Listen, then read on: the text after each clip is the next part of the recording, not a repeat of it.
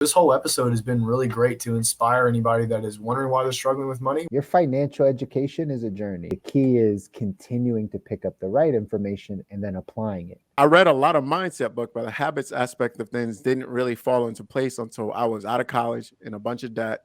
Wasn't sure what I was doing with school, wasn't sure where I was going, wasn't sure what's going on. Parents considering teaching your kids about money, like try and provide them the tools, but be careful if how you pressure them to interact with that. Mommy and daddy are fine. Then why are you yelling? The conversations your parents have, the books you read, the friends you had, right? All this stuff shapes then how we think about money. We never know how somebody's going to actually deal with knowledge given to them. So why not give it to them sooner rather than later and let them do what they want with it? At least your kid can never come back and say, why didn't you teach me this? But as of this July, they're no longer going to be reporting medical debts on people's credit report. Is that news? Is that noise? News. When that happens, you may be able to qualify for a much better interest rate. I think back to when I was kind of climbing myself out of debt. Medical debt was a huge part of that. I was able to actually call the hospitals and negotiate with them to get them to actually lessen my load so that I was able to pay it off. Student loan debt, the Ay, payments caramba. got pushed back again till September. Is this news or noise? It's news, fellas, but it's bad news. I'm glad people are getting a relief. Don't get me wrong. I was one of those students that had a ton of loans, right? However, the example we're setting doesn't go anywhere. You kind of have to get to a place where it's like, I need help.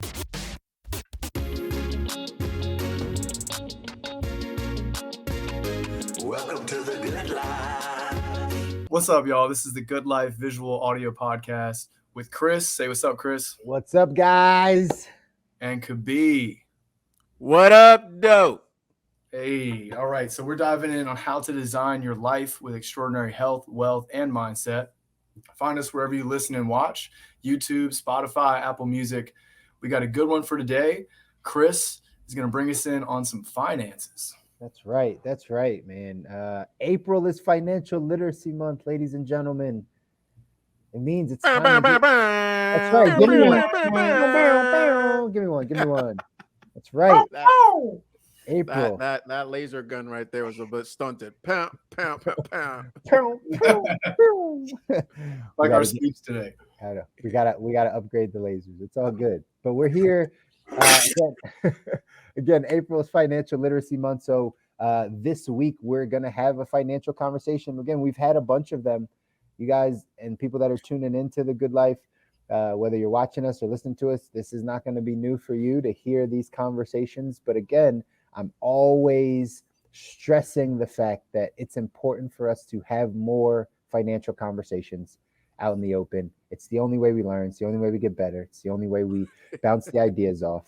So let's go do that. Out in the open, guys. Not in your closets. That's right. Not in your room with the lights off. Out in the open. That's the out way to in do the it. open. Out in the open. Because people do it closed. The only people you all talk the time they do it closed. Listen, pause, relax, okay? At the end of the day, you all know. I don't know why we're getting started on this foot tonight, guys. Like, we need to calm down. I was just making it clear. Everybody understood. Only out in the open. Only out in the open, guys. Only out in the open. Let's not have these things closed. Let's make this out in the open. But anyway, we digress. We need to talk money. Before we jump into the money, let's do a quick round of client stories. What has happened this week with your clients? Any common themes? Anything that you think the people can benefit from that you want to share? Either one. Open up. Could be Stu, either one of you guys. All right. Shout out Outkast, one of the greatest groups of all time. Yeah. So one common thing I'm seeing this week and previous weeks as well from clients is setting strategic goals to keep you motivated and continue to bring a little bit of sense of competition with yourself, a little bit of challenge, a little bit of spice. So, at particular points in our program, CTM family, shout out. If you're part of it, you already know. If you're not, we in a mafia, boy. All right. Maybe it's not that serious. We welcome home. Fruit Mafia. Yeah. Fruit Mafia. I like that.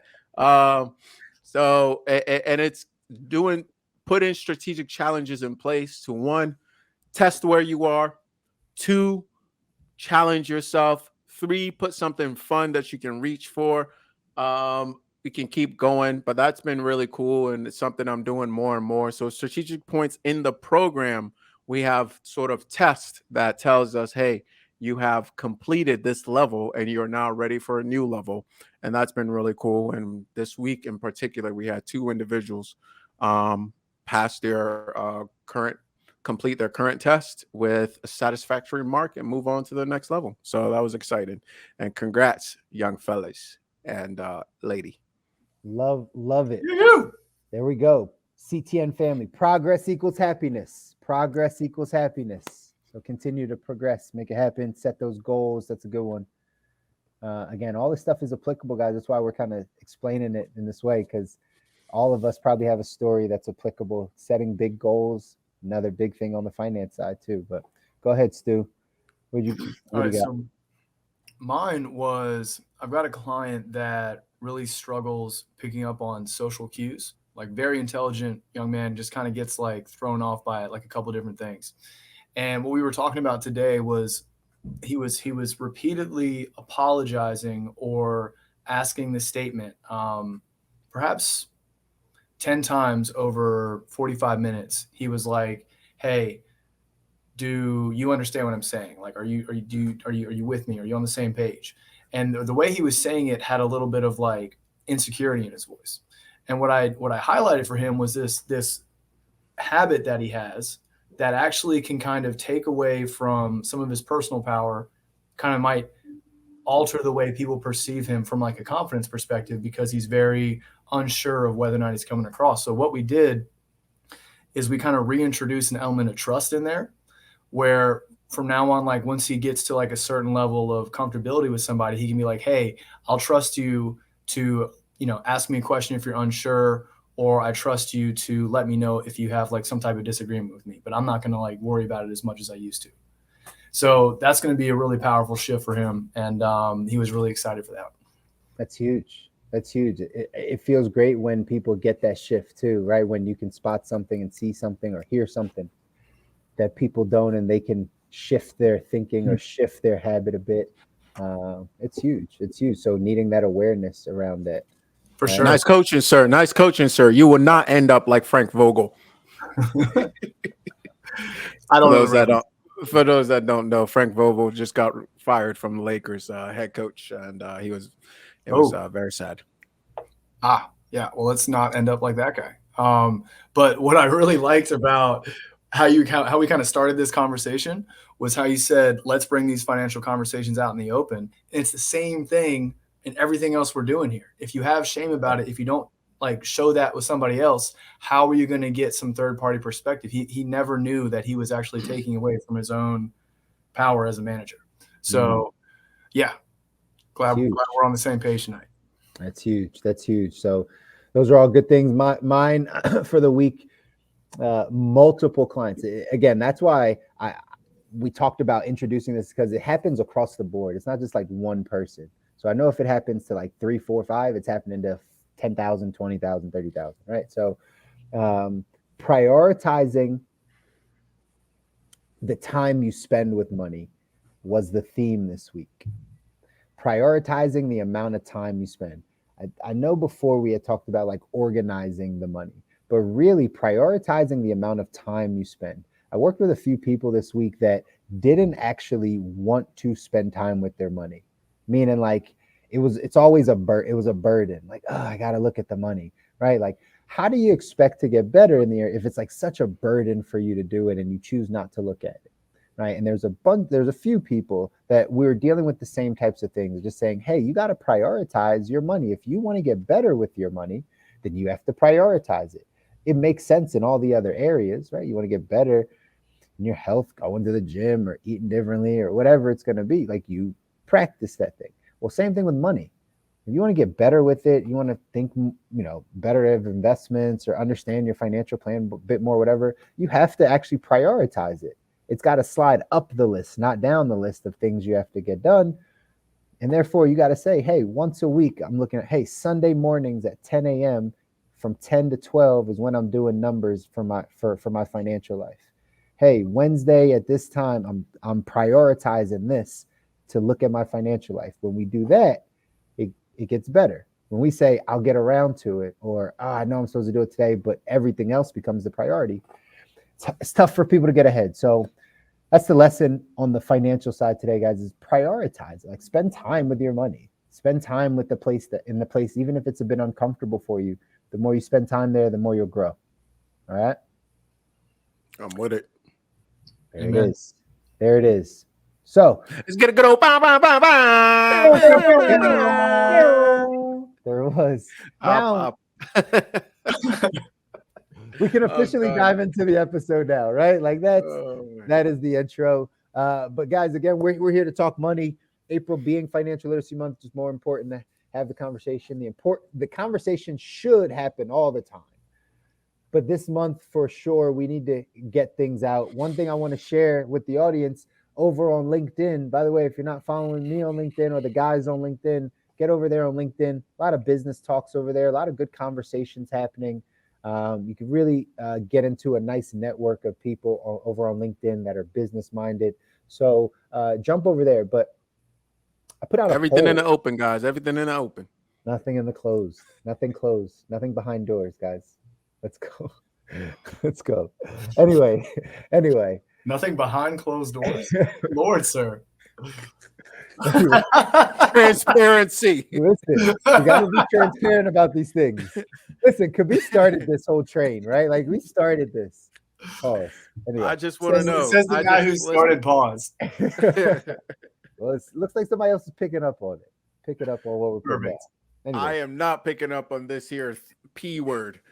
Yes, you are. But on LinkedIn. Anyway, on LinkedIn, some great conversations happened over there. We put out a poll around money. It was a real simple poll, but we had a bunch of people respond to it. The question actually was, who do you credit learning or teaching you about money? Like, if you had to credit somebody with teaching you about money, who would it be? And the options that we put were school, parents, a close family or friend, or no one. I told myself. What will you guys' answers be? I'll share the poll, but let's start here. Who would you credit? That was the question. Like, who do you credit for teaching you about your money, or teaching you about money to help shape your money mindset? School, parents, a close family member or friend, or no one? You taught yourself. Parents, big time. Parents. Definitely taught myself. Definitely taught yourself. Funny. Those were the two results that everyone chose. There was one person that chose a close family or friend, but out of 47 people, only one person said close family or friend. 57 people said parents. 40% said no one. Taught myself. That's actually, I'm pretty happy to hear that. That surprises me. Very much so. Well, let's talk about that, right? Yeah. Why does that surprise you, Stu? Well, if I were to put on my ignorant cap for a moment, school's supposed to teach us stuff for life. But if I were to remove that, I'm honestly quite surprised that as many parents are teaching their kids about it in this sample size you have. I would have thought it'd have been a lot more taught themselves, or yeah. Makes sense. That makes sense. That's what I would have thought as well. But it sounds like, some people have good parents. One of the people that actually commented inside of that post, she actually was given the side. She was like, yeah, my parents taught me and did great things, but I think, right, they made me too frugal. I saved too much money in the early stages. And I was like, I don't think that's you much rather have a savings habit than a spending habit, right, from your parents. So I don't think they did a bad thing for you. I wonder, what do you think she was talking about, investing more, maybe being more aggressive while younger? No, I mean, she was literally just talking about being too frugal, not having fun, not going out, just saving all of her money in her 20s and 30s. And I was like, but that's. Can we talk about this? Sure. Because that's probably how I feel, actually. Yeah. And it's interesting because, I think if you choose to have a lot of fun when you're younger and then you learn these money things, obviously the younger you learn about money, the more it's going to grow for you over time. Sure. No doubt about that. But I will say, having been taught to be so frugal with it, and then all of a sudden, like ripping off that band aid and having a lot of fun starting at 28, maybe you should have had fun sooner. And I think what's interesting is eventually you find a balance point. But let's say I had all that fun up until 25, and then, or maybe like 22, and then I started getting really serious about my money. Maybe I'd have a larger return of investment over time as money works for itself. Yeah. It's a real debate. Could be. I'm curious to hear your standpoint on it. I'm trying to wrap my head around it a little bit Here's because go ahead. No, I was gonna say, like, the debate I always have in alignment with what Stu is saying is it really worth educating younger people about money when it really does take you kind of messing it up in order to appreciate it? I've had this conversation with people, right? Because it's true. Like, the people that mess it up early, they learn later. Like, I did that. I did that. But when it comes to our money, if we are just told what to do with it and we never do it for ourselves, at some point we do the opposite of what we were told when it comes to money. And sometimes it looks like when you're 28, sometimes it looks like when you're 45, and you then drop 100 grand on the car because you call it a midlife crisis, but it's really just because you've been disciplined with your money, like your entire, and like you're like, I got it, so I'm just gonna spend it. I don't know. There's a debate. Goodness gracious, who's out here dropping 100 grand on the car? I mean, that paycheck better be large. Um, I do think it's worth it, and when I say that, I mean I do think it's worth. Follow me now for a second. I do think it's worth giving the kids the tools, whether they use it or not, because not all kids are the same. All right. I feel like, whether it was my circumstances that made me or it was just me, I was the type of kid that if you gave me the tools, I was going to use them. All right. And maybe it's because I had a certain level of lack, especially around money and in my family. So that was the case, right? Or maybe it wasn't. I don't know.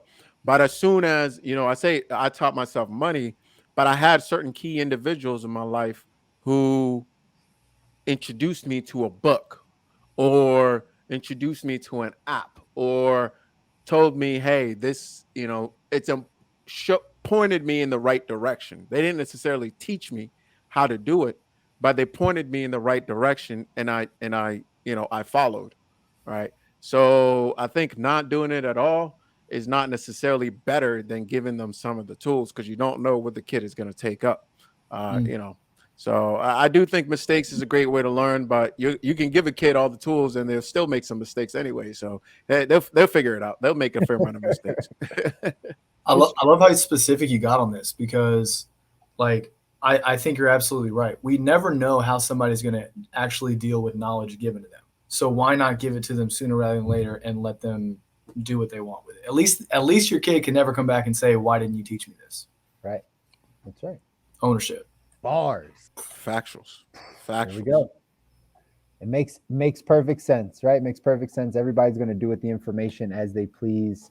But again, money, I believe, is one of those things that you kind of do have to mess it up a bit. Like, if you did just get the blueprint, but I feel like this could be everything, right? We're talking money, but my brain just went to a bunch of different things that you have to kind of go down the path before, like you said, Stu, you get that balance. You swing all the way this way, whichever way that is that you started, whether it's on the frugal side or whether it's on the, spending side. And then all of a sudden you start swinging back the other direction. And then you kind of settle into your place of how you want to use your money. But again, think of those two things, that we're getting our financial habits either from our parents, right? The people that are closest to us in that form, or we're teaching ourselves. Right? Or we're picking up the resources as we go. We're learning the plays as we go. We're figuring out as we go. And that is what this, the reason why these conversations are important is because for the people that are trying to figure it out as they go, that need the resources, that need to hear what's happening, well, you got to know where to get the resources. And then you got to start applying them, just like Kabi said. Got to be able to apply them. Kabi, since you brought it up, was there a book that was inspirational? Was there an app that was inspirational? If you taught yourself it, do you have one person that was like this helps the most? Like they gave you the first push? Is there someone that's memorable on that side? Individuals in my life. Yeah, I think one of my first bosses when I was working construction in high school, shout out Chris Hawks, really started to point me in the direction of a couple of things. First and foremost, real estate. Rich Dad, Poor Dad started making me think about the macro things. Richest Man in Babylon pointed me in that direction as well. Think and Grow Rich pointed me in that direction. Those are kind of mindset sort of books. And I know he's not your favorite, Chris, but for me, it was extremely helpful. Total Money Makeover by Dave Ramsey was extremely great for my fundamentals in terms of creating a budget, living within my means, not spending more than I make, tracking my spending, not getting into dumb debt, and things of that nature. Help me get rid of my student loans, help me get rid of just get out of debt in general and start saving and putting money aside for other things. And then later on, I started diving into other things as well. I recently just read by E.B. Tucker, Why Gold, Why Now? I think it's a fantastic book. And a few others that kind of like really helped. Investing in real estate apartment. I forget the guy's name, but that was a big one as well.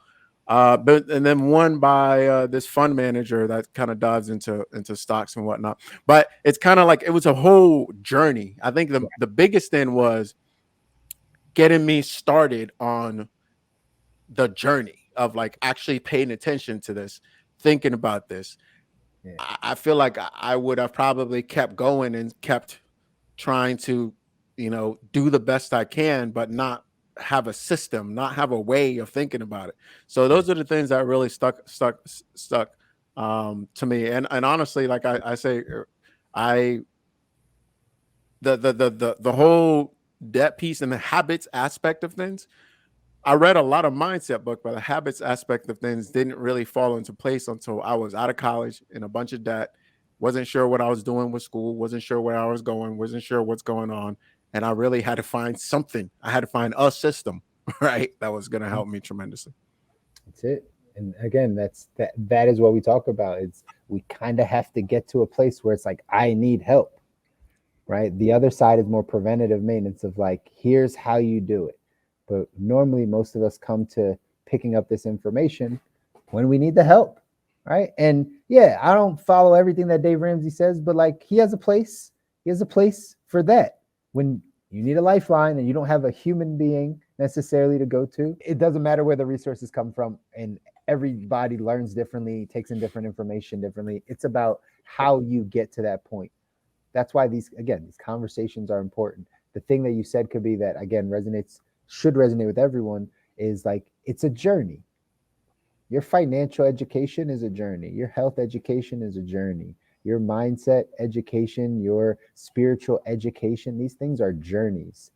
So you're picking up information along the way. The key is continuing to pick up the right information and then applying it, right? The way that you get that is, again, having the conversation. So, Stu, you put this in the chat, that the expression, the money you earn through thanks for reminding me about that. Yeah. Yeah, this is interesting. This is something that I don't talk about publicly enough to keep to this whole theme. All the money I earned in construction, I don't fucking care about at all. I don't like it. I'm happy it's there. It's provided me with opportunities, but I have no emotional connection to it. Now, the money that I make through coaching and my business, I'm hype about that money. And I'm taking this like marketing and sales training right now. And this guy brought up this point that whatever money you make and you don't like doing it, it doesn't seem to stick around like you want it to. Now, that was his opinion. I don't know if that's that true, but I can certainly say from a very small sample size of myself that this has been really accurate. It's like, because, we've talked about how money is some type of energy or alternate to energy. And yeah, I guess there's a part of me that, we've talked about like the different upbringings, like the could be the lack that you've mentioned is not something that necessarily I had to deal with. And I think consequently it led to this whole thing of, yes, I was instructed about it early. Yes, it was potentially pressured early, which I don't think I would recommend. I like the provision of knowledge for a kid, but I think pressuring them can actually do more damage in the long run, because now it's not their thing. Me pursuing that money was not their thing. So me keeping this money I had has not had any emotional interest in me whatsoever. So it's been nice to know that, I'm actually bringing myself to zero. I still have assets, but bringing myself to zero. And now whatever happens after this, I feel as close to self-made as possible with it. So I'm going to take better care of that energy. 1,000%, man. 1,000%. Like, your emotions, again, we've heard it a bunch of times, right? Your money is connected to your emotions connected to your money, right? So if that pressure, wherever you learned it from, if it is parents, if that pressure comes in, and again, it's not something that then is a positive emotion for you, then it's very likely that, again, you're not going to need that money. You're going to waste it. It's not going to be connected to you in the same ways that you're saying. So, yeah, all these things shape our money mindset, guys. All these things shape like how we think about money. The conversations your parents have, the books you read, the friends you had, the right, all this stuff shapes then how we think about money. And that's why untangling, unlearning, figuring out where the information came from, what emotions were behind it, will help you figure out your money even more. So, you guys have any other kind of things to wrap up on that poll? We were just talking about that poll, right, of teaching yourself or having your parents teach you. But anything else to those points? I'll highlight something that you've said in the area of wealth, Stu have said in the area of mindset, and I've said in the area of health. And it's the first step is awareness. The first step is awareness, paying attention. Somebody can teach you, and maybe you don't care, so you don't pay attention to it, or you don't have interest in it, you don't seek it out yourself. So when awareness is there, pay more attention. Then there's a lot of teachers, whether in people, books, or other resources out there. So very good. Ton of education. So It really is out there. I love how you keep bringing that up. I think that there's two things I just want to bring up. One, I love Think and Grow Rich. I'm on my second time looking at it right now, so great plug on that could be. And then two, just reemphasize, like, parents considering teaching your kids about money, like, try and provide them the tools, but be careful how you pressure them to interact with that, because there may be a point in time where they buck that off because it's not theirs, and they feel like this is mom and dad's pressure. Yeah. So easier said than done, I'm sure, but 1,000%. Here's how to help. I just talk about clients. I just gave this advice to a few moms. Is we've said this a bunch. Kids don't do what we say; they watch what we do, right? So the pressure that you put on them to save, make sure you do this, make sure you do this. It's one way. It can add that pressure, that negative connotation. The other side is open up your finances to them. Open up your finances to your child. Does your child see your bank account, see your savings account, see how much you save on a monthly basis, walk you through them budgeting, walk them through investments? Like, do you bring them along in the journey instead of telling them exactly what to do? You have to bring them along in the journey. This is parenting. This is like everything else. Me and my wife are having these conversations right now because, right, we're business people. Sometimes we can have heated discussions, not always arguments, just heated discussions, right? Like where it's up there and our daughter hears it. And sometimes she starts raising her voice, even if she's just talking. And we're like, hey, lower your voice. But it's because she hears us. And sometimes in the midst of us, like, we have to stop and be like, hey, we're not yelling at each other. Like, we're fine. We're just talking. We explain it to her. But now she talks at a higher pitch, right? Because she's watching us do it. It's the same thing with money. It's the same thing with all the stuff, you know? Kabby's laughing, but like, it's just true. It's the way it works. It'll work the same thing with food. Mommy and daddy are fine. It's like, so why are you yelling? We're not having any problems, all right? That's what's happening. It's happening. Man. That's actually very, very. I'm really excited to hear that you guys are doing that, because arguing in my house was not explained well to me. Neither was the money side. Like, while they taught me about money, they never taught me about like their amounts. Right. And I don't know. I think I'm probably going to have a different approach to that. I'm sure there's going to be different pros and cons. But like you said, like, when they actually show you some of the amounts, like, it helps you make it real.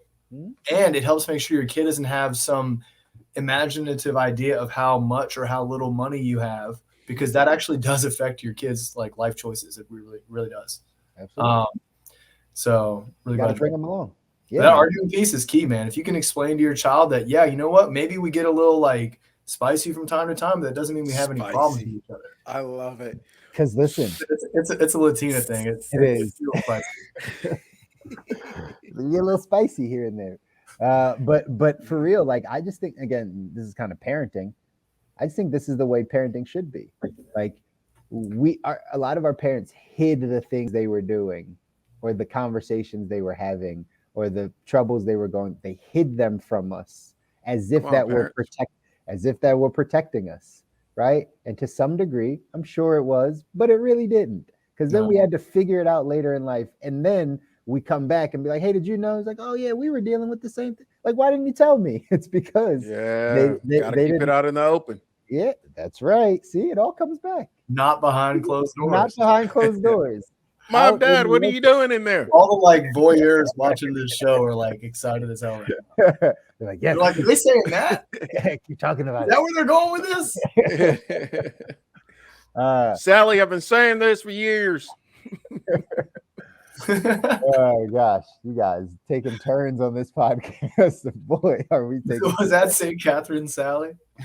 I cannot confirm or deny this. What was the next topic, Chris?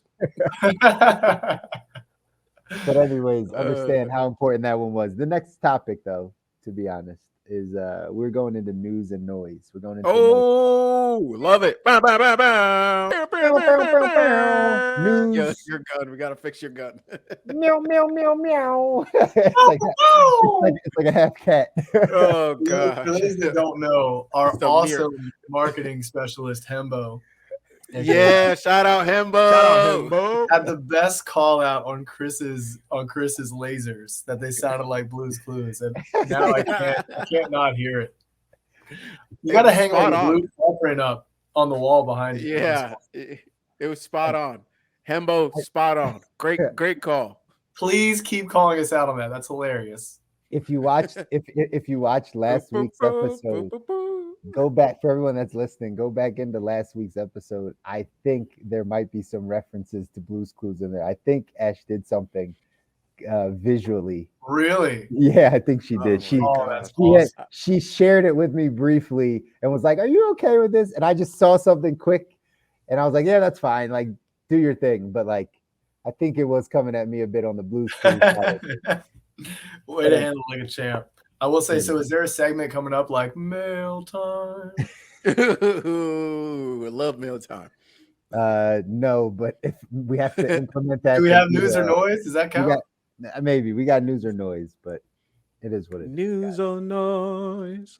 Ooh, that's harmonized. Oh yeah. Yeah, there we go. There we go. Look at that was a joke. That was a joke. Clip it, Hembo. Clip it. Clip it.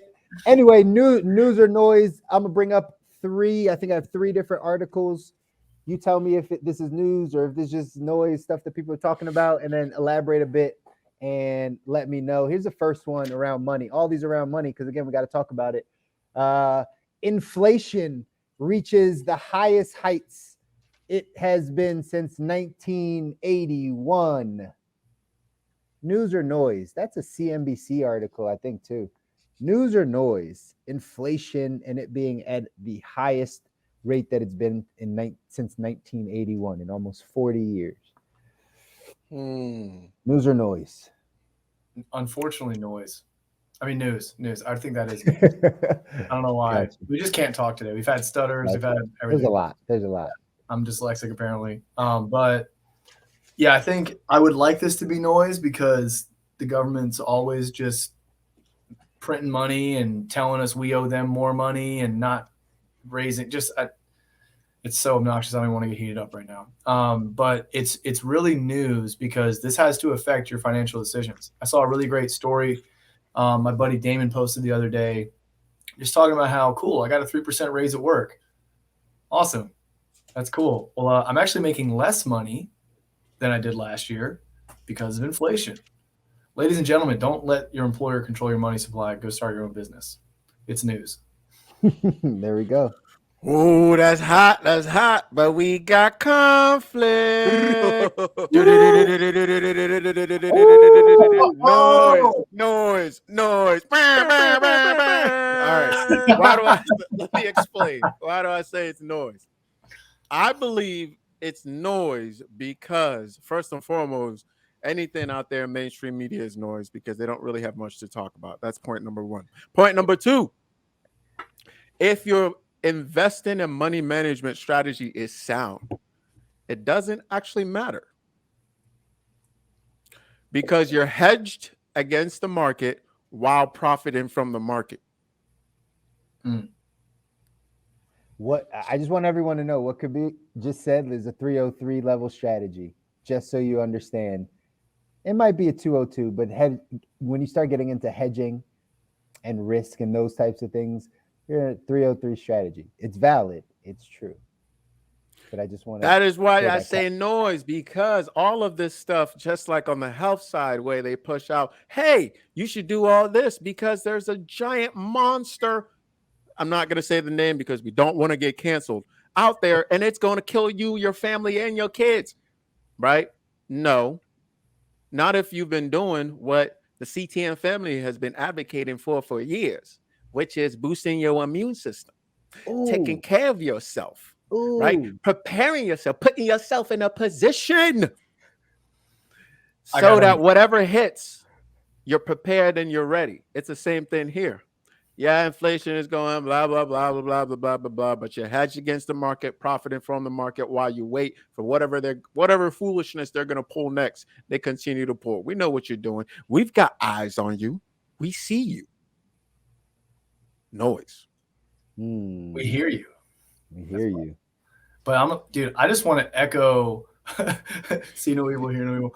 I just want to echo how important it is down here in Florida. For the most part, it's you can pretty much say whatever you want to say to somebody. Yeah, we'll get pissed off at each other, but we're actually not the Wild West. It's fine. We'll just walk away. So many individuals that clearly do not take care of their health are the only people that would ever have the nerve to say something about me about not wearing a mask or not being vaccinated. I just have to say this. I know some people are going to hate it, but like we say in every episode, good publicity, bad publicity. At the end of the day, if you take care of your body, Kabi is absolutely right. You are going to be almost impervious to all of the stuff they say you should worry about. How do I know this? Because I'm pretty much a savage and I've grown up my entire life only washing my hands when I have to, because I learned from a lot of weightlifters and others that you have to expose your body to germs and viruses so you are more protected against these things. I get really ladies and gentlemen, we are not saying you should not wash your hands. I'm not saying that either. We're not saying that. You should wash your hands. We're also not saying you can't come down with something. We're not saying that. We're not saying that. Thank you. Just saying. You had He yourself is against also the our market. informal lawyer on the show. I just want to say, let's cover our lanes here and make sure we're good to go. All right, we haven't blown up yet. I mean, we don't want to get canceled before we get blown up. I've experienced this, and it's just hurtful, guys. It's hurtful. It's hurtful. Okay. We're gonna get to Dave Chappelle's level, and then we can get canceled and come right back. Yeah, say whatever we want. That's right. But, whatever we want. You can't say whatever you want as long as you're responsible for whatever you say. Sure. and that's what we are over here. And that's why I'm careful when I choose my words, but I also reserve the right to grow. Yes. So we'll say that. Let's put that in there. Put that in the contract as well, Himba. Yeah, seriously. Keep that in there. All of our viewers will have to sign a 5-page agreement. No, it's never gonna happen. Sidebar on that. I know I we're love not sidebars. we're not trying to talk about it, but like, What are they serving at the sidebar? do you know that they have something that cures and prevents COVID? Is it the oral pill I don't know what it is, but they just told my mom about it. Like that cures and prevents COVID? like that like there's, and again, this is right out in the open, so I don't know. We want to talk about this type of stuff. Is this the mononucleoids or something like that? I'll get the specific name of the drug. Is it called a well-functioning immune system? Yes, Is that is is. No, but really, fresh air, sunshine. that is it. But it's really not it. Like, we'll talk offline, and maybe we'll let the viewers in. We just really don't want to get canceled, and that's. But there really is. Like my mother. Noise. Let's just wrap it up there. No That's noise. Ladies and gentlemen, let's talk about manifestation for a moment. Kabir has been wanting some type of like show like cards for like months, and He literally just did it. And I think they're a keeper. Like, they're a keeper. They're a keeper. For sure. I would like a genuine copy of one of those, please. Sir. Yeah, I'll you can have even one. cut the noise on there. I'll have one expedited to you, sir. Thank you. The good life flashcards, is that what we call them? There we go. But Paddles. The paddles. So news or noise, going back to that news or noise, inflation. So Stu, you think it's news, could be noise. I'm probably go down the path of noise also. I know. Knowing that, knowing that though, my soul has left. Inflation does really affect people that have portfolios that are in the process of getting to that next stage in life, closer to retirement, those types of things. It's a real factor. But like could be said, if you're at that place, you should be working with a financial professional that has hedged for some of those things, that have looked at your downside risk, right? Like, and all those types of things. So really, these types of articles are pushed towards middle America, middle to lower income people, to believe that there's a bigger problem or something that they need to focus on or pay attention to. And for most people that are reading that article that do not understand it, they don't need to be thinking about inflation. It's really not that big of a deal to them, right? They should be focused on cash flow, on making more money, right? Like, then once we start to get into the investing conversation of living off of your investments and making sure that your money has worth down the line and those things, then absolutely we're going to start talking about covering for inflation. So for me, agreed. But if I could have a rebuttal here, go for your rebuttal. I do think there are so many people that take for granted the fact that inflation is larger than their raise. I really think that gets lost. Now, the question is, if they are still doing all of the right things on the money side, maybe it doesn't matter to them. But if you're just thinking that you can get your salary and you don't really need to go through any of these other steps that Chris talks about, you're making less money every year. Yeah. And you should know that from that standpoint. And when you put it in the bank, outside of having an emergency fund, right? Because again, we got to talk fundamentals. You got to have the emergency fund. Don't worry about that. But over that emergency fund, if you're putting money in the bank, you're losing money there too, right? So it's happening on both sides. Again, I think many people just have to think about that cash flow issue first and foremost. Like, just go out and make some more money and you'll figure it out. Own your income. Good things will happen. So we got noise on that one. Here's another one for you guys. This one was more on the credit side. Coming up July 1st, Equifax, Experian, and TransUnion will remove any medical debts that were sent to collections off of your credit report. So medical debt is one of the things that piles up on your credit report that people have negative implications on.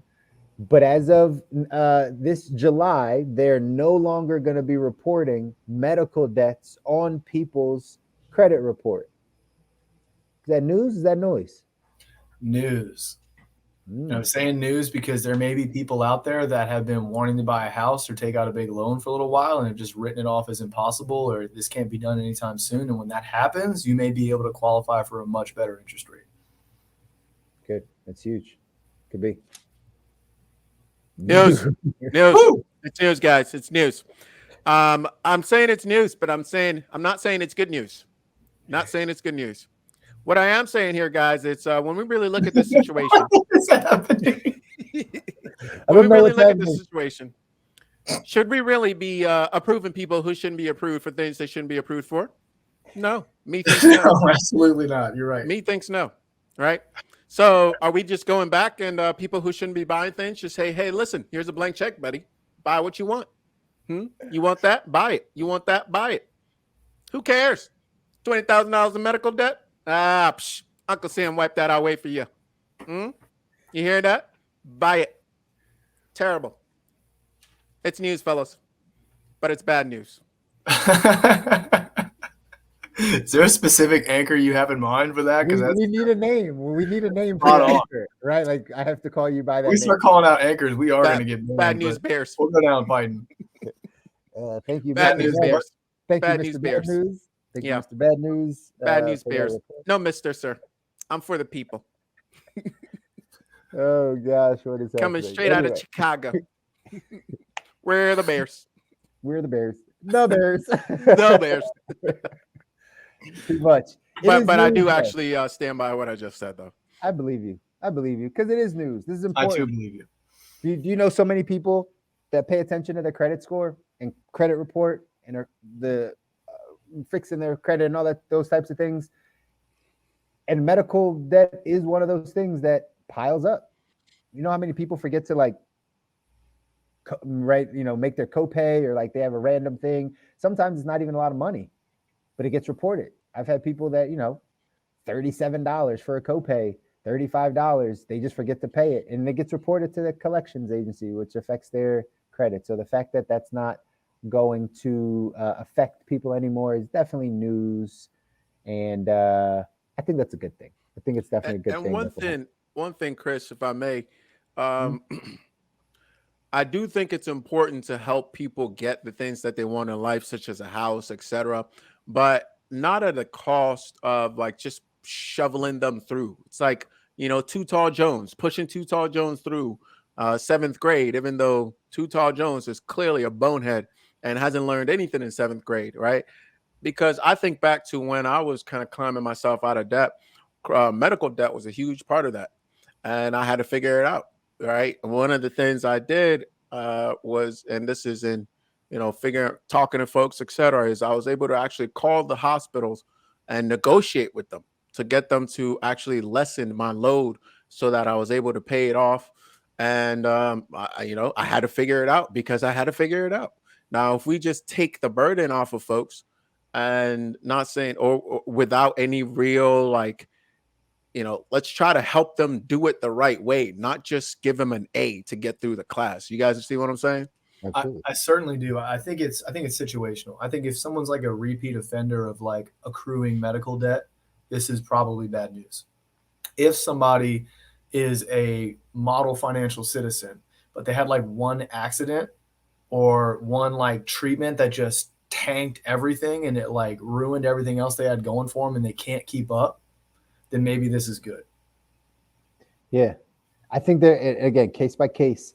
I think there's just going to be some different, follow the money, right? I think there's just going to be some different ramifications from this. Oh, what a nice alternate way about follow the money. No, I mean, if you think about this, the debt doesn't go away. They just stop reporting it to the credit bureaus. Exactly.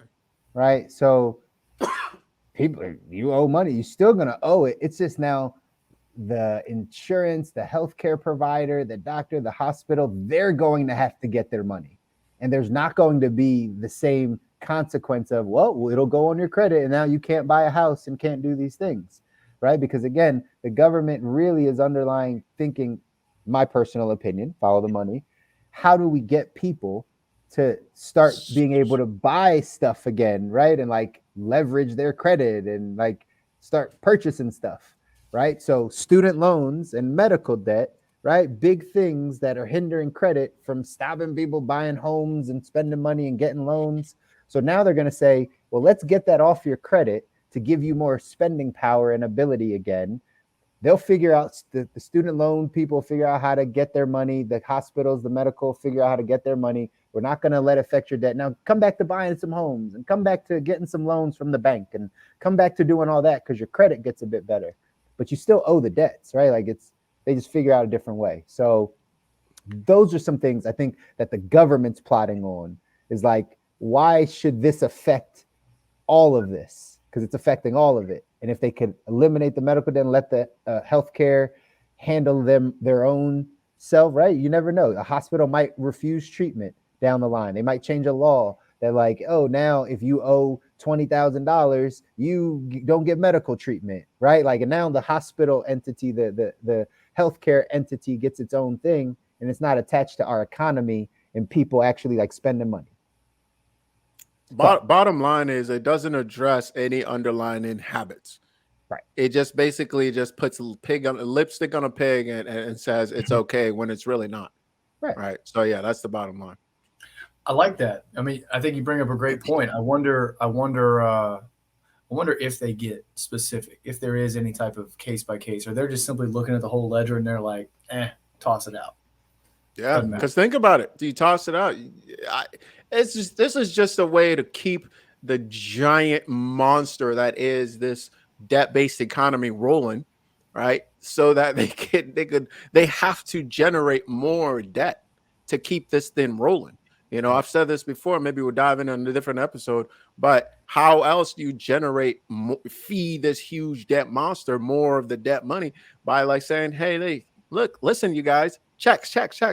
Or, hey, listen, you guys, you don't have to worry about that anymore. You have great credit score now. You can go buy more stuff that you can't handle the monthly payments because you still have to pay these other bills. Like, you know, so it's crazy. When you say it like that, it does. I'm sorry, Chris, go ahead. No, jump in, man.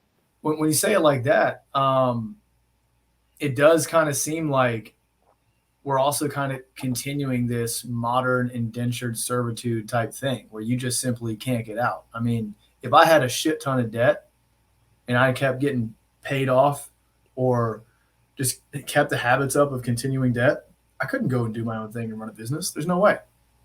Right. I'd be reliant on playing the corporate game and being under somebody's thumb and getting paid and fed when I'm told to. Let me underline a word, reliant. Let me underline a word, reliant, right there. And I think, you know, let's not get canceled. Let's move on. But yeah, not agree more. Yeah. So again, news, but not necessarily great news. There's some underlying things that'll come from it for sure, but pay attention to it. Here's the last one for news or noise. This one is about student loan debt. The payments got pushed back again till September. So this is the 6th time that the administration has pushed back when we need to pay these student loans. So now you don't have to pay them back till September. Is this news or noise? It's news, man. I'm gonna be that guy again. I'm gonna be that guy. It's news for the people that are living in the reality of a broke college or broke just past college student. That's important to know. Mm-hmm. I would wish that you personally would take it, recognize it's important to know, and then be like, I'm still going to make this payment like I thought I should this month. But I don't know if that's going to happen. We got news on your side. Could be, what are you saying? I got to go with noise. You know, if you're relying on the government to do things like this, then the foundation is really shaky, because the person or the entity or the group of peoples that puts your monies at risk is the government, right? They're the ones that constructed this lovely system that has us now with ridiculous amounts of student loan debt that is literally a noose if you will, around the necks of our young graduates. And it makes, I was talking to, my chiropractor. I was talking to my chiropractor, and my chiropractor was telling me, "Hey, listen, I think that this thing is great and all, but between you and me, it's kind of a scam." I'm like, "Kind of a scam, chiropractor? What do you mean it's kind of a scam?" He was like, "Listen, how can I go to chiropractic school, take out $120,000 to go to school, but when I get out of school, I graduate, I do well, cum laude, shout out, I'm the best, I do what I do." But I can't take out 50,000, 60,000, 70,000 to start my business. How does that make sense? How am I supposed to pay back my student loans? Right? So the system, it doesn't make any sense. They create this problem by totally messing up the student loan system to begin with, by guaranteeing these loans so that not colleges continue to raise their prices. Because guess what? If we give all these money out to students that are going to come here because there's all this societal pressure that they should come out here, right? They should come and they must do this. They have to do this for their moms, their dads, their self-esteem, their job, and all this stuff. They have to come and do this. So, and we know without a shadow of a doubt, we're going to get our money back regardless. Why wouldn't we raise our prices and raise our prices while giving out more loans to these students that don't even know better and are signing things at 17, 18, 19 years old that they shouldn't be signing? And then they get out of school and we won't even give them student loan. We won't give them loans to go start the business and the thing that they went to school for. I mean, the whole thing doesn't make any sense. And I think pushing back these things doesn't solve the problem. Let's go back to the beginning of the situation. But how can you think they would do anything else when they continue to push back trillions and trillions and trillions of dollars in government loans? I mean, you got to look at the house we're in. The apple don't fall too far from the tree. So the decisions they're making don't, I mean, it is. I'm glad people are getting a relief. Don't get me wrong. I was one of those students that had a ton of loans, right? However, the example we're setting doesn't go anywhere. It's a dead end, right? It's a dead end. You're not helping these students get their money back or invest in themselves. Taking huge loans to go to school isn't necessarily a great investment in yourself, because most of it actually does not pan out. I know lawyers who are still paying off, who make great income and are still paying off their student loans at freaking 55 years old. How does that make sense? Doesn't at all. How does that make What sense? is the point of this? Yes. What's Doesn't the at point all. of that? It's insane. It's insane. Good. By the way, excellently put, bro. Excellently put. Yeah, man, you said it all. You guys said it all. Like those are my sentiments. I actually still fall in the news side, but it's kind of like what you said before. It could be, it's like, it's bad. It's like not good news that they're pushing it back, but it is news. It's something to be aware of, because from a planning standpoint, people are planning for this stuff. Every time they keep pushing it back, it's because it's right at the deadline, and some client or somebody I'm working with is like, well, I got to pay back these student loans next month, right? And then all of a sudden they're like, oh wait, no, they don't, right? And so it's like this planning thing. So it is. So let me go buy a Gucci belt. Yeah, exactly, right. And then they're like, oh, I don't have to do anything. Like, that's responsible anyway. So it is news, but yeah, it's not good news. Why do we keep kicking the can down the road for people? Like, again, you said it, that's like the whole thing is a scam. We talk about college education and the business of higher education. That's really what it is, the business of higher education, and how it continues to be profitable, but it's no longer serving the needs of people. And we really have to have the financial discussion, not the emotional discussion about college, the financial discussion about student loans and higher education. That's where it needs to be. Take out everything else. Take out everything else in the equation and just look at it from a financial standpoint, just from numbers, just as if it were an investment. You look at the numbers. The house that you buy as an investment might not be the prettiest house or the house you even want to live in, but if the numbers make sense, then you'll do it. That's how it works. It's not a preference. It's like, this makes financial sense. We need to start doing the same thing with student loans, higher education, and all of those things. I think you touched on a really important piece there about that whole dream house versus the smart choice. Yeah. Like, ladies and gentlemen, make that dream house, like, if you really want it, the last thing you buy. Like, you don't need to buy that at 25. It's all good. Like, because all the money, you could be making passive income from smart housing decisions up until that point. And I still would not recommend you buy the dream house, but at least don't make it the first thing, because now that dream house has become your prison. I think dream houses are bullshit anyway. Why would you want something already made as your dream? It's already made. Someone already thought of that house. Even if you find it, that was your dream. Someone thought of your dream before you. Everyone's dream house should be built from the ground up. Your dream house, my dream house could be like your dream house should be the dream of what you want in a house, not what was prefabricated. And then all of a sudden you're like, that's perfect for me. Why is that your dream? Like, don't make sense. Like, would you want the living room to be big or small? Would you want a movie room? Would you like our dream house? Like, we're going to build it. We just happen to have a house, but like, we want to build the house we want because we care less about house, more about land. Most times when you get a lot of land, they give you a big house. And it's like, we don't want a big house. We want a nice house and a lot of land to do a lot of things with. So when we design the house, that's our dream. It's specific about the kitchen, specific about the bathroom, and specific about the entertainment room, but that's it. So we're not going to go find some prefab thing and be like, oh, that's kind of like it. Oh, this is my dream home. No, it's not. You're just settling for it. So I don't even buy into that dream home stuff anyway. No one should. It's just all right propaganda of like buying a house. Not just like having a 401k. Not everybody has the same retirement goals. So why is everyone using the same vehicle? It's all the same stuff. That's right. I just had something actually drop off my desk literally at that time. Well done, sir. Like that? Using the force over there? I am. Listen, that was it. And as we wrap up, I had another segment and it's going to be super quick. It's only going to take us 2 minutes. Then we'll get some closing thoughts and get out of here. This is the last segment, over under. Just quick hitters. You only need an explanation unless you want to, but it's not necessary. These are some stats that I found that'll be interesting. You tell me, is it over or under that number? Here we go.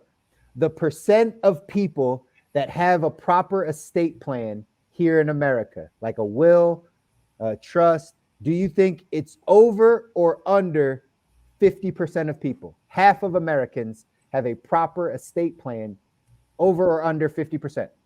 Under. Sharpshooter. Get at me. Stu, what do you say? Under. Answer is under. From the survey I found, 42% back in 2019.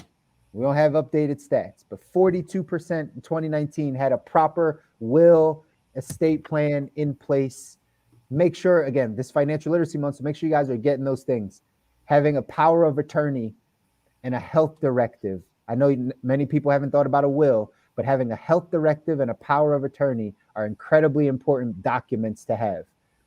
Whenever you're an adult, people cannot speak for you if you get sick.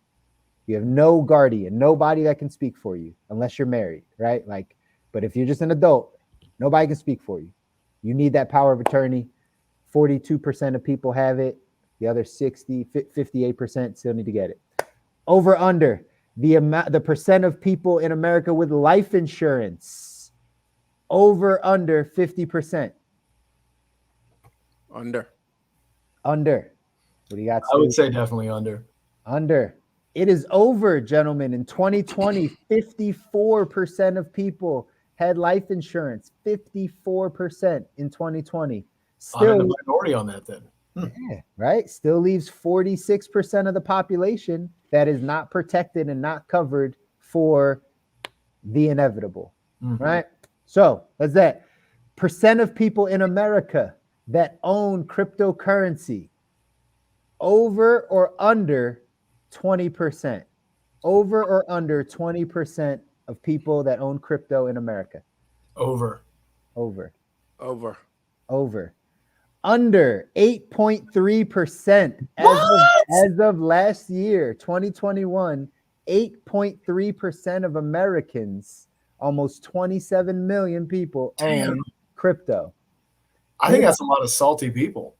Listen, it's showing you how much the buzz is out there, but it's not really people doing it. It's just the talk, right? I remember holding a podcast, about a year ago with some people that are in the Bitcoin space. My good friend Naja and Dimitri, they're heavy in the Bitcoin space. They have they partnered up with this guy, Black Bitcoin Billionaires. They do a bunch of stuff. They do a lot of educating. They're all over. And she jumped on our podcast and she was like, you guys don't understand how early we actually are. We are so early, like so early. Like just because you hear about it doesn't mean that people are actually in it. We're very, very early in the space. It's just mainstream media, right? Once media gets something, it'll make it think like everybody's doing this, right? Statistics of as of last year, 8.3% of Americans, about 27 million Americans own crypto. Last one, percent of people living paycheck to paycheck, over or under 80%. Over or under 80%. Over. Under. Slightly under. 7 out of 10. 70%. It actually went down a bit. It used to be 74, 75. It was trending up. It started dropping down a little bit. So it's actually, I think the number was 68, but it says 7 out of every 10 people. So it's under. That's good to hear. Yeah, it's a good thing. It means people are bringing in some more money, right? Or getting smarter with it. Yeah. Now I'm curious. 70% though. I know, right? Yeah. I mean, not happy with where it's at, but happy it's making progress. But I think one thing I'm curious about, the idea of living paycheck to paycheck, does that include like non-immediately liquefiable assets? Probably not. Meaning like it probably, or I don't know, actually. It's a good question. Like you mean like people that own homes or own assets, right? Like, yeah. What about, you got stuff in a 401k, but your bank account doesn't have your 6-month comfort level. Like, is that considered in this statistic? Probably, right? But it would probably still consider paycheck to paycheck because it's really just taking into account like how the income is coming in, right? Like normally, if you don't have enough to last by missing 2 paychecks, if you miss 2 paychecks, then all of a sudden you're either in more debt, right? You're filing bankruptcy or something like that's the paycheck to paycheck. If you stop working, how long do you have to go? And most people missing 2 of their steady paychecks, like a month's worth of paychecks, puts them in a significant hole financially. Wow. Okay. Right? A significant hole. So 7 out of 10, 70%, guys. So this is, again, why the conversation is so important. It's because these are financial things that we have to start talking about out in the open to make sure that people are getting the information they need to get their financial life where they want it to be, right? And these are just some of the quick hitters about having a estate plan, having insurance, investing in assets, cryptocurrency being one of those, and living paycheck to paycheck. This is what's happening out there. We looked at the poll earlier today from LinkedIn about how people are learning their money, whether it's they're teaching themselves or whether they're getting it from their parents. But regardless, the conversation has to happen. So closing thoughts. You guys want to add anything, a giveaway or a takeaway? You guys want to give? I'll take. I think. Go ahead, Kabir. Quick takeaway from me is awareness is key. So thank you for bringing our awareness, elevating our awareness in this financial literacy month. And wherever you think you are, I feel like you can always go back and improve a couple things. So thank you for the information today. Yes, sir. Amen. Actually, mine was going to be very close to that. I think mine is a takeaway as well that I want to re-highlight. And I think to me, just the whole having the conversations in the open, as well as just looking at your money, just going in there and just looking at it, like having a plan, putting some type of budget together. Like the more you are, like Kabir said, aware of what's happening and where you're actually at, the more you're talking about it and putting it out there. Like this whole episode has been really great to inspire anybody that is wondering why they're struggling with money. Well, then the question is, are you at least looking at it? Because if you're not, that's a great spot to start. That's right. That's it. And I appreciate you guys even having the conversation and diving in. I just know it's incredibly important on my side this month, specifically for United Agency, which is company that we're running on the financial coaching side, we're actually doing complimentary financial needs analysis for everybody this month. For everybody that wants a financial plan, put something in place, look at your money, get a plan for it. This is the month to get it together. Hit me up. Find United Agency on LinkedIn or anywhere out there and DM us and let us know. We're more than happy to get it for you. It'll set you on a plan and on a path to get into where you want to be financially. Take us up on it. It's complimentary. We're doing it for Financial Literacy Month. So tap in with us there. All right. Cool. Tap in. All right, ladies and gentlemen, appreciate being with you guys today. That's it for us today. And if you guys like what you heard, make sure you subscribe, smash that like button, tune in next Monday for another good episode, and share with somebody who would love or hate this episode, because all press, ladies and gentlemen, is good press. And until next time, keep living the good life. We out of here, baby.